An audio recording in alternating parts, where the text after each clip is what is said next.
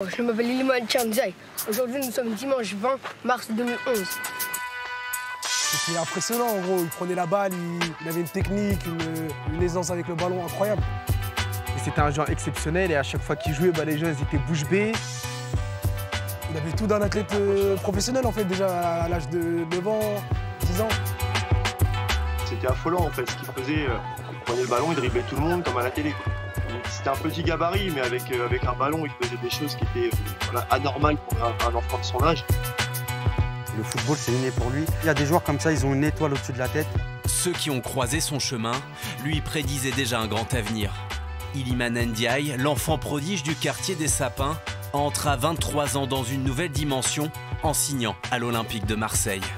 La belle histoire qui l'a mené au stade Vélodrome s'est d'abord écrite ici, sur ce terrain stabilisé des Hauts-de-Rouen. Là, c'est le terrain où Iliman s'entraînait le matin avant d'aller à l'école avec son père, avec tous ses accessoires, tout le matériel adéquat pour une bonne séance.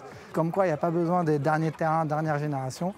Un ballon et puis un espace de terrain stable, ça suffit pour s'entraîner à cet âge-là.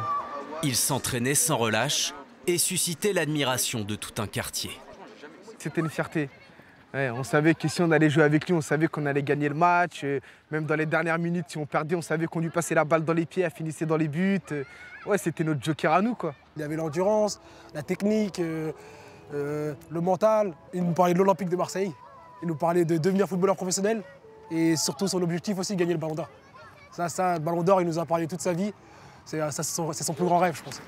Des rêves que son père Abdelrahman a permis de concrétiser. Par exemple, tu frappes après la sortie de tes dribbles.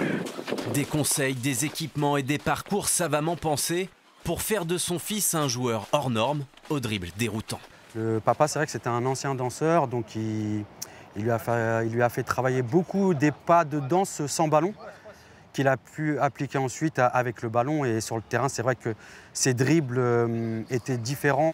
Ce jour-là, Hassen et ses amis ont pu féliciter par téléphone le père d'Iliman, pour qui le quartier des Sapins restera à jamais dans l'ADN de la famille Ndiaye. Iliman sans les Sapins, c'est pas Iliman.